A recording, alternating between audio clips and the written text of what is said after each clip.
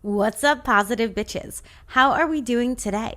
If you're hearing this episode, then you are meant to be here, so keep watching. On that Bitches Positive podcast, sometimes we will laugh. Other times, baby girl, we're gonna cry. But we will always walk away feeling our most empowered, positive bitch self. That is babe in true connection with herself. On this podcast, we unbecome who we are not so we can fully step into exactly who we came here to be. Can I get an amen? Amen. This month in February, because it's all about you, baby girl, we've been talking about self-love, but not the honky-dory self-love we see in mass media. Oh, just love yourself. Keep doing everything exactly how you're doing it, but love yourself anyway. That doesn't work. If you want to shift what you're feeling, you have to shift what you're doing, what you're thinking, and the energy you're embodying, and that will help you actually like yourself better. We wouldn't like a friend who was being really mean to us. We're not going to like ourselves if we're being really mean to ourselves. So if we notice I'm not liking myself, it's a side effect of how we're thinking, being, and emoting. That's why we come to That Bitch is Positive to actually learn how to make moves. This month we've talked about thus far how to forgive ourselves, how to stop self-sacrificing ourselves because we are the altar. We're not the sacrifice, baby. No. And we're going to continue that in February. Today, we're going to talk about how to romanticize our life, ourself, and most importantly, our season. We're going to learn how to really become that princess or that prince on our very own pedestal. Remember, your pedestal is your rightful throne, and whoever's on your pedestal has the most power in your reality. So I'm going to vibe check you today to figure out who's on your pedestal, and we're going to learn how to romanticize our life again. Now, maybe you're thinking this is kind of a topic that has been talked about, we've heard about it. Yeah, but we're going to do it differently because that's how we do it around here. I was thinking, is there even a point to make an episode about how to romanticize your life?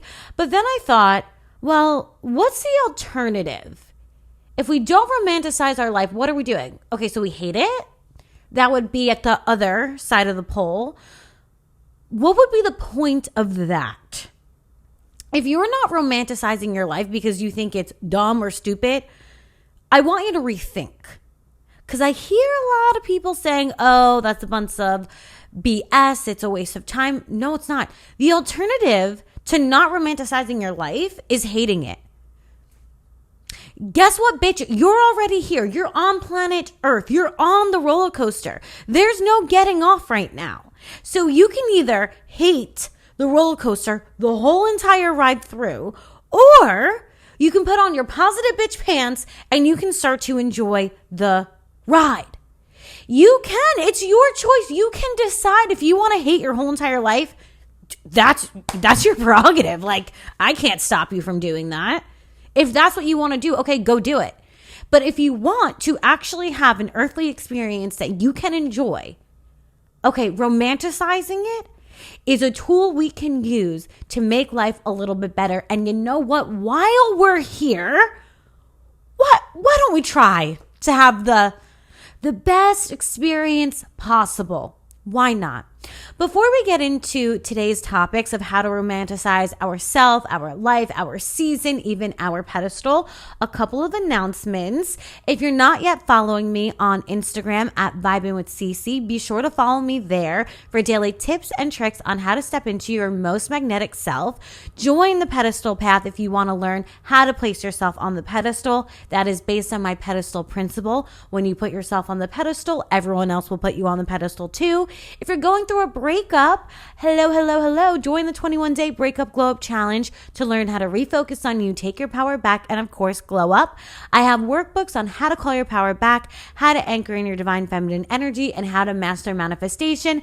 And those will all be in the show notes. And you know, I cannot continue on in this episode without talking about one of my little secret magic in a bottle tools, Magic Mind. Oh, let's talk about it. I, for years, was drinking way too much caffeine that would make me have the highest highs and the lowest lows. And then I found Magic Mind. Magic Mind is the perfect boost of energy while still allowing you to authentically flow with your own nature. Instead of having these high highs and low lows, and instead of breaking out from hormonal acne because the caffeine was really doing its thing to me, I drink Magic Mind. I drink it for a workout, before recording a podcast, even before having clients. I'm able to be tapped into myself, have beautiful, clear skin, and able to focus on whatever task I have at hand. I think the magic of Magic Mind really comes down to its ingredients.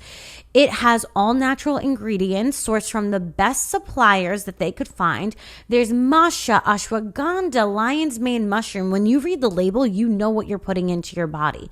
So if you want to try Magic Mind, go to www.magicmind.com/TBP and get up to 56% off your subscription for the next 10 days with my code TBP20. Your code will be valid forever as a 20% off for both one-time purchases and subscriptions. But in the first 10 days, girl, that's 56% off if applied to a subscription.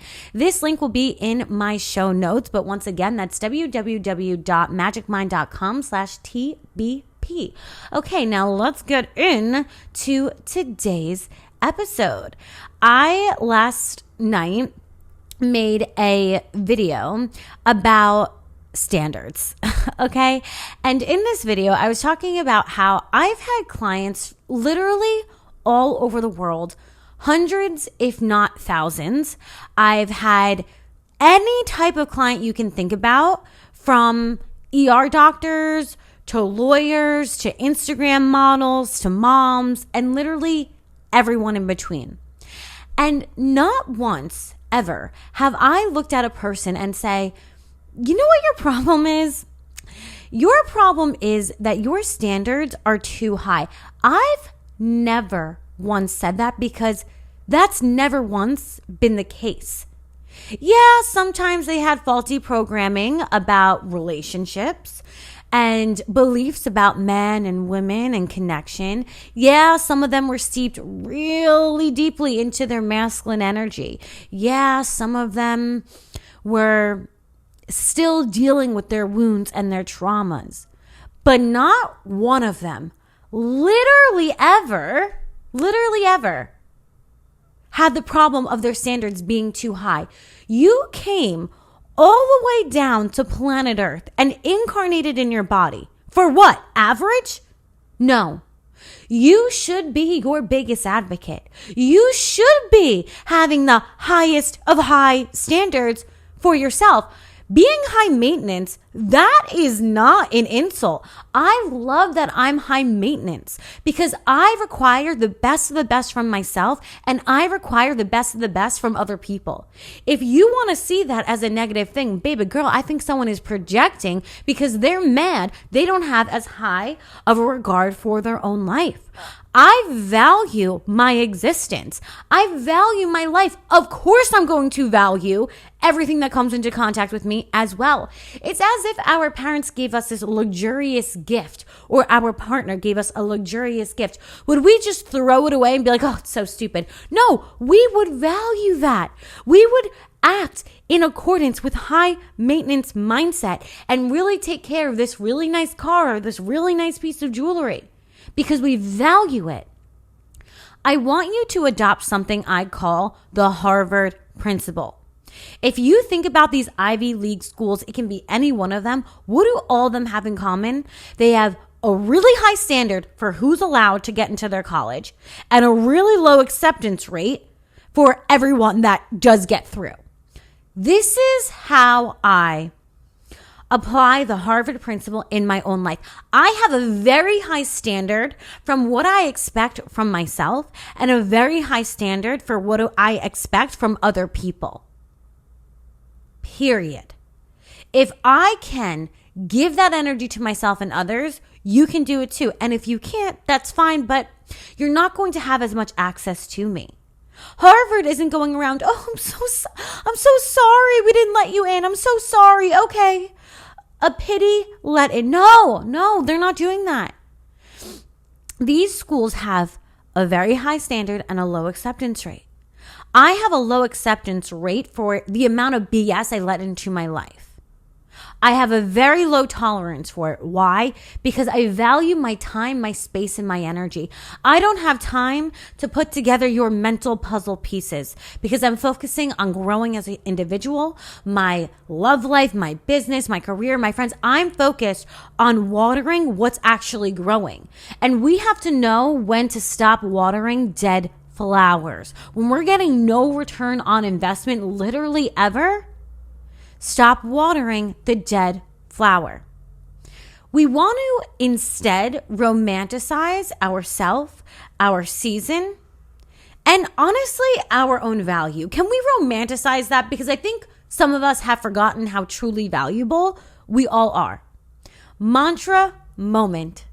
I value my time, my space, and my energy. Yes, I value my time, my space, and my energy. Yesterday was Valentine's Day, and apparently today is Single Awareness Day, February 15th. I did not know about that, but okay, sure. Today is Single Awareness Day. How can we romanticize ourselves, whether we're in a relationship or not, our season, our life? Romanticizing yourself, and again, why are we doing this? Because the alternative sucks. The alternative of hating your life is effing boring and it's not useful. Just ask yourself, is what I'm doing useful to me or is it not? Is hating my life useful? No. Okay, so I'm not going to do it anymore. Sometimes it's as simple as that. Check yourself before you wreck yourself. Romanticizing your life is easy. Think about when someone notices the little things about you and they remember the kind of coffee you like, or to get you your favorite dessert. Just think about any time someone has done something really small for you, how seen and validated you felt. They did the smallest action, but yet you're overcome with gratitude. I feel so seen. I feel so validated. We don't have to create big moments in order for us to romanticize ourselves and our life. It's the little things that add up. Just like when that person remembers your coffee order or your favorite dessert, we feel so seen. Start giving to yourself small moments. These small moments are truly magical. So how can we start to romanticize our life on a small scale? I like to light a candle for myself every single new day to just honor today is a new day, a new beginning.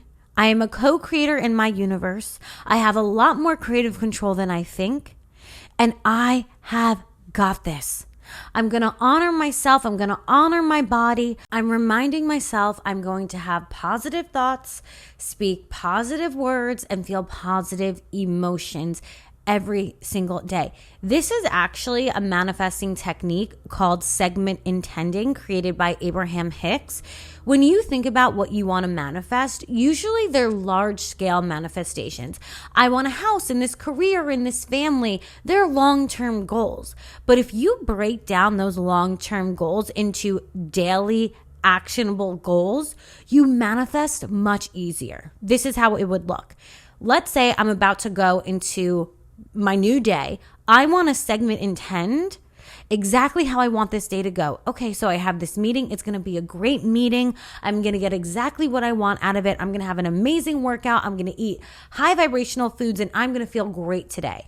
When I break down my larger manifestations of just being healthy into today I'm going to eat good, feel good, I take my energy and it goes from being this diffused lighting to this laser focus. Today, this is where my energy is going, and it actually amps up momentum to manifest faster, easier, quicker. So segment intend every single day. How do I want today to go? It's going to be easy. There will be no traffic. I'm going to have great meetings. I'm going to have a lovely meal with my loved ones. When you break down these big, momentous manifestations into smaller daily actions, they manifest quicker. Because you're literally, instead of this diffused energy, making it into that laser. That's a side note. The other part of this is when you wake up and you take a moment, a small moment to honor, it's a new day, honor yourself, honor waking up. By the way, waking up every single day, what a gift. Not everyone woke up today. Do we need to remind ourselves of this? Yeah, sometimes we do. Not everyone took a breath today. Not everyone opened up their eyes today. Not everyone felt their spirit flowing through their body today. Thank you, God, for my life today. Because not everyone has that privilege to open their eyes. Waking up, having a moment of gratitude for ourselves, for our life, segment intending how we want our day to go. This is romanticizing our life because we're not just shuffling unconsciously through it. We're becoming conscious creators. Instead of dragging our past into our present and repeatedly manifesting the same life over and over and over and over again, we're saying, no, I'm interrupting my old personality. I'm interrupting the habitual, and that's what our personality is. It's a habit of thoughts, feelings, and emotions and actions. That's who we are. Our personality makes our personal reality. When I interrupt my past, and instead of thinking about, oh God, I have to do this, and this is who I am, and I'm still mad at my sister, instead of just getting rushed into that river of negativity, we're interrupting. We're creating space to actually live in the present moment. And by the way, where is our pedestal? It's in the present. Where is our power? It's in the present. If you want to unlock creative abilities, if you want to unlock a new reality, that power is in your present moment. You have to wake up to your now. So whether you're romanticizing yourself by just waking up and segment intending, by taking a moment to create space to be present instead of just going back into the river of who I used to be, that is how you romanticize your life. That is how you change your life. Now, I'm not going to sit here and tell you, if you hate your life, just romanticize it. What I'm telling you is that you have to make actionable change. Things out there don't change unless we start changing in here. Your change can be very small. Just wanting different is setting an intention to start attracting different. But you gotta at least want it. And once we want it, we start attracting new ideas of, well, what should I change? How can I change? Maybe I should do this instead. That feeling of maybe I shouldn't eat the whole entire bag of Oreos today. You know how many times I thought that? I did. And I was like, I need a sign that I should stop binging. Bitch, that was the sign. Wanting the sign is the sign. It's just coming from inside of the house. And we think, well, just wanting to change is not a good enough sign. No, wanting to change, that is a sign it's time to change. We just don't trust ourselves enough. And our ego is always in our ear saying, you need an external sign because you can't trust who you are. Let's start tuning into our intuition and out of the fears of our ego. And let's realize that want to change, to stop hating our lives, to stop hating every single day, that is a sign that it is time. Time to start attracting new ideas, new wants, new desires, and new actions. I've been there. I did hate my life. Why? Because I was so mean to myself. I was binging in every direction, left, right, center. I wasn't taking care of myself. I wasn't valuing myself. And therefore, I didn't feel good. If someone was treating me how I was treating myself, I would not have liked them. So it made sense that I didn't like myself. I like myself now. I love myself now because I treat myself a whole lot better. I have a low acceptance rate for that BS from other people. And you know who else? From myself. I don't allow myself to go off on a tangent and do things that are going to hurt me. I hold myself accountable just like I hold my partner accountable, just like I hold my friends accountable.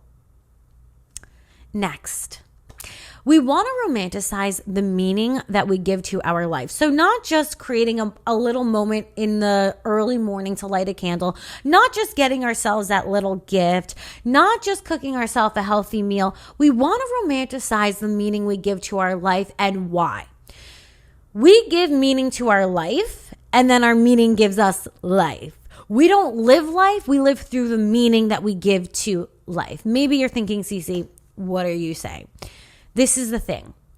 Our ego is always trying to look at the unpredictable, non-linear world. And it's always trying to organize this non-linear, unpredictable world into stories that we can tell ourselves because our ego is scared and it hates change and it's clinging to familiarity. So our ego will try to tell us, being single is the worst. In fact, I'm going to die alone. I have to let in the F-boys. I have to let in the situationships. I have to be treated badly because I'm going to die alone and I'm single and this is the worst thing ever and all my friends are in relationships. It is that, no. It's like a bird chirping in your ear. It's the most annoying thing ever. That's your ego, okay? Your ego is going to want to rush you. It's going to say A and then B and then A and then B. And it's going to act from fear. That ego voice is not who we're listening to when we're romanticizing ourselves and our life and our pedestal. We're instead going to start to listen to our intuition. Our intuition is like this. She's so quiet. She's so quiet. She's so quiet. She whispers to us. She doesn't say A and then B. No, she gives us one answer. She gives us no information why. She just says, don't go down that alleyway. Why? Why shouldn't I? Silence. No information as to why. It's just an answer. She's quiet. She won't bully you. Your ego does that. And she won't rush you. We don't need to rush through the seasons of our life. When we're single, we want to be in a relationship. When we're in a relationship, we want to be single. When we get the job, we don't want to be there anymore. When we don't have the job, we're looking for a job. What if we just calmed the F down for 1 minute and we created a different meaning? And that meaning was, what if I just honored where I'm at? Hold the phone. I know you're probably jumping out of your skin right now. Cece, no. I know. What if we just sat still? You mean I have to feel my emotions? I have to look at what's in front of me? I can't just in my own mind? Yeah, that is what I'm saying, positive bitches. That is in fact what I'm saying. Instead of rushing, ego, what if we just paused, held the phone, took a second and said, what if I just enjoyed where I'm at? Can I tell you, when I was going through my breakup, I was crying for hours every single day, abso-freaking-lutely, and I was having very low lows. I also was having the highest highs because that was when I was learning the most new information. It was when I was starting my spiritual awakening. I knew nothing. I didn't know what the ego even was. I look back on that time and it will forever be one of my favorite seasons of my life. I get like choked up about it. I have goosebumps. When I think about single Cece after the worst heartbreak of her life, I loved that version of me. I miss that version of me because it was so exciting to realize the power I had. And it was just the first. You know how we always romanticize our first, like, our first time, our first margarita, our first day being 21, our first night going out at 21. We tend to romanticize our first because a new experience. And that was a rebirth for me. And it was like my first time stepping into my own power, my first time really becoming an adult, my first time learning who I was and who I was not, and realizing that I can heal myself. And when we have a season like that, I don't want you to miss out on your first. We don't get to remember our first from when we were a child because we were a child. But you're an adult now and you're still going to have your first. And there are going to be many firsts of many different things. The first time we tried chocolate ice cream, I don't remember that. The first time I went to a movie theater, I don't remember that. But I'm sure it was like, oh my God, this chocolate is so good. Or, oh my God, this movie is crazy.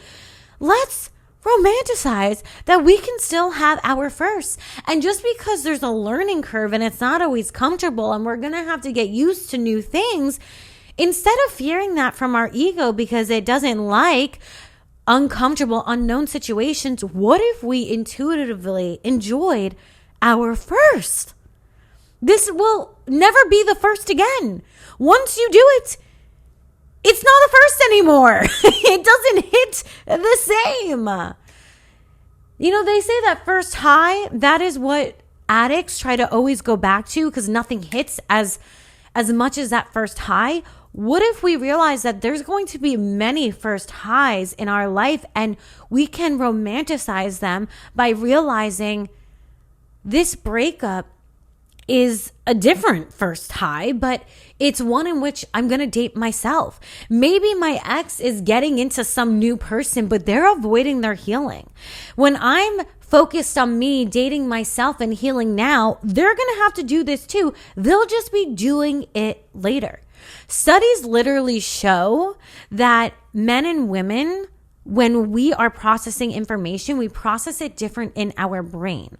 A man processes information in localized areas. So over here, whatever it is.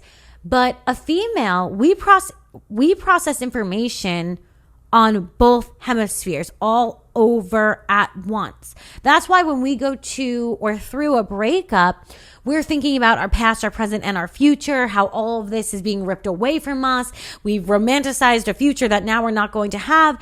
And a man can just look at a breakup and say, okay, I'm breaking up. I'm just going to focus on someone else or something else, and I can distract myself. Men are better at distracting themselves after a breakup because they process information in localized areas where we're processing information all over.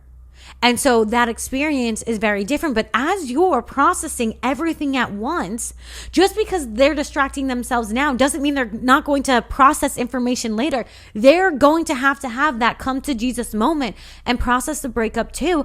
It might be after you, but they're going to have to do it. Think about a distraction. It only lasts for so long. Eventually we eat all the Oreos in the bag and the bag is done and we don't have that distraction anymore, but the pain is still there.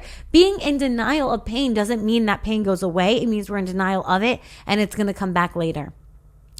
If you're in your first really bad breakup and you're thinking my ex has a new person already, I'm over here, I'm all alone. You're not alone. Instead of getting into someone else, get into yourself. Get into your spirit guides, your angel, your connection with God. That's who you're going to get into. And that's what's going to bring your healing. The way to get through things is not to go around them. It's to dive on deep into those waters. So let's think about what meaning am I giving to my life? Because if I give myself a terrible negative meaning about this season and I say, I'm single and it's the worst, I'm going to feel bad. Because our thoughts create a biochemical reaction in our body. If I'm thinking and labeling negative meanings to my life, I'm going to feel negative inside my body. What positive meaning can you create? Are your meanings empowering you or are they disempowering you? That's the question you want to ask yourself. What meanings can we create to romanticize our life? This is my first time I'm going through a tough breakup. It's the first time I'm rediscovering myself. It's not life and then death. It's life and then death and then new life and then another death and then another life and then another death. We're constantly cycling through seasons. So we'll honor each season and we'll give it a meaning that's closer to the truth. Because the truth is, even if you are single right now, this could be the last Valentine's Day that you're single, that you get to do whatever it is you want to do. Could be the last one. You might next year be in a relationship, have to go out to dinner, have to get them a gift, then have kids, This might be the last Valentine's Day that you get to do whatever you want, and freedom is oh so sweet, is it not? Honor that. What meaning are you giving to your current version of you, to your current season? Because it's going to affect how you're feeling. And like I said, we don't really realize it in the moment. I didn't realize when I was having my super low lows and my super high highs that was going to be one of my favorite seasons of my life. But she's the reason I am where I am today. She's the version of me that started everything. She is the one who made the decision to go to therapy, to pick up Eckhart Tolle and read The Power of Now, to become a certified life and energy coach, to get onto TikTok. That girl, I owe my life to her. I really do. That version of me, I love her and I honor her. And at that time, what was that version of me thinking? Oh my God, when does this end? Who is my future self? How do I get the F out of here? By the way, you can connect to your future self whenever you want. If you're having difficulty during this season, call on your future self. In the quantum field, all versions of us exist simultaneously. Our past, our present, and our future all exist simultaneously.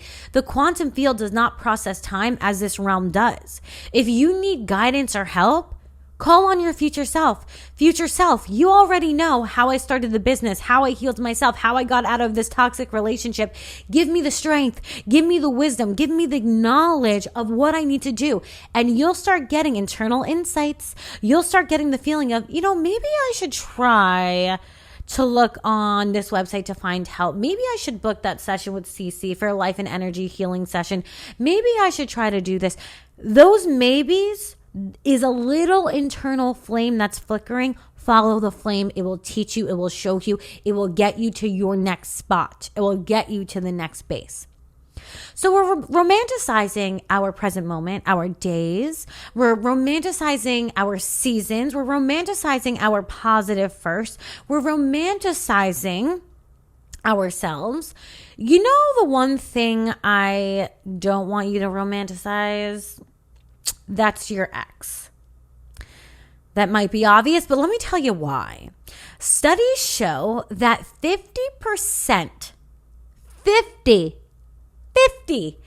studies show that 50% of what we think about from our past isn't even accurate because our mind likes to get creative.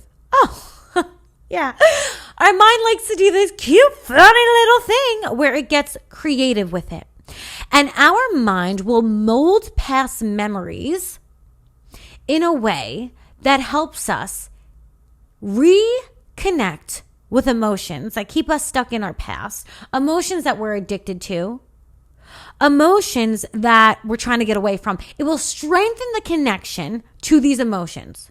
So let's say I am trying to get over my ex, but I'm looking for that dopamine hit because I used to get that dopamine hit from their texts or their calls or their kisses. And now I need that dopamine hit. So what is my mind going to do? It's going to embellish memories and make those memories seem better than what they were so I can get that dopamine hit. Oh, interesting. Instead of getting a dopamine hit by lying to yourself about your ex and how great they were, I want you to get your dopamine hit through either finding healthy habits, a creative endeavor, or positively lying to yourself. If you're going to lie to yourself, you might as well do it in a way that works for you, okay? So right now you're lying to yourself that your ex was better than what they were. Okay, awesome. Instead, when that happens, I want you to interrupt this behavior and say, actually, if I'm going to lie to myself, let me not negatively lie to myself about my past that keeps me stuck in my past. I'm going to positively lie to myself about how I'm feeling right now. I'm actually doing much better than I thought I am. I'm actually getting better and better every single day. I'm actually doing effing wonderful. Even if you don't believe it right now, the more you repeat this to yourself, the more consistent you are with telling yourself that you're getting better, things are getting better. Even if you don't believe it right now, guess what? You're going to start to wire that into your brain and you're going to start to believe it. Then you're going to start to act in accordance with it. Then you're going to start to feel it and then you're going to start to see the reality shift around you. So if you're going to negatively lie to yourself, stop doing that, interrupt it and positively lie to yourself about your current moment. And that positive lie will eventually just become your present moment because you're going to wire it in so much that you're going to start to believe it. And if it feels too fake, neutralize it a little bit. If saying, I feel so hot and wonderful feels too fake, just say to yourself, I'm getting better. I'm getting better. I'm on the road, okay? I'm on the path. I'm on the journey. And I'm going to get there. You can always neutralize it a bit. Maybe you're thinking to yourself, Cece, no, I'm not romanticizing my ex. They actually were amazing. They actually were great, and I messed it up. Okay, so still we're going to romanticize this season. I want you to start healing yourself. If you're the one who brought the toxic energy, if you're the one who in your mind you're perceiving that you messed it up, then okay, what did you mess up? Is it your attachment system? Did you push them away from you? Is it you wanted to avoid them because you can't accept in a good man? That's still information. That's still data that you need to reflect on yourself, because if you don't take the time to romanticize this current season and heal, what are you going to do but repeat the same thing in the next relationship? This is still a beautiful moment for you to create a relationship with yourself, because at the end of the day, we are going to wake up with ourselves and we're going to go to sleep with ourselves every single day. And we have to start to learn how to like the person in here. This is still a moment for you to focus here. Remember the pedestal principle. When you place yourself on the pedestal, and we romanticize our pedestal, we romanticize our throne, we prioritize our wants, our needs, our desires. The universe will match this energy and also give us people, places, opportunities that want to fulfill our needs, that want to meet our desires, that want to give us what we want. When you are courageous enough to ask for what you want and go after it, the universe, the people in your life will match that energy. So you need to prioritize your placement on your pedestal, because whatever is on your pedestal has the most power. If we're pedestaling that relationship, that ex, that past season, it's going to have power over us. And honestly, if we're recalling it, we're probably lying to ourselves about it, because remember, 50% is not even accurate. So push that thing, that season, that person off your pedestal and remind yourself, you came here to live a good life for you, to learn, develop, and grow. What is it that you're missing? What is it that you need to learn? What is it that you need to refocus on? And put your attention there. Every time you want to romanticize them, interrupt it. Healthy habit, segment intent, refocus on something you can do for yourself. This can be exciting. Sometimes we experience newness and we label it as fear, but what if we go back to that childlike wonder of awe, of, ooh, this is a new first, this is excitement. Remember, we can fulfill our need for uncertainty by doing really unhealthy, maladaptive coping mechanisms, or we can fulfill that need for uncertainty by doing new and exciting things. I've been recently fulfilling my need for uncertainty by going on network television. I've been making a couple of appearances, which you can see on my Instagram at Vibin with Cece, and it's been so fun, so exciting, and new. It's something new for me to do. I'm sending you so much love. As always, the sparkle in me honors the sparkle in you. If you have suggestions for next week's topic, then you can always follow me on Instagram at Vibin with Cece and suggest it there. If you're watching on YouTube, you can always just suggest in this comment section. I love talking to you in the comments. I would love to connect with you there. Make sure you like and subscribe as well. If you find it in your heart, you're enjoying the podcast, please leave a positive review on Apple Podcasts and Spotify. It really helps this podcast grow. It helps us reach new positive bitches. Share this with a friend or family member who maybe could get some guidance, or maybe this can spark a light for them. And I will see you, positive bitches, in the next one. Mwah.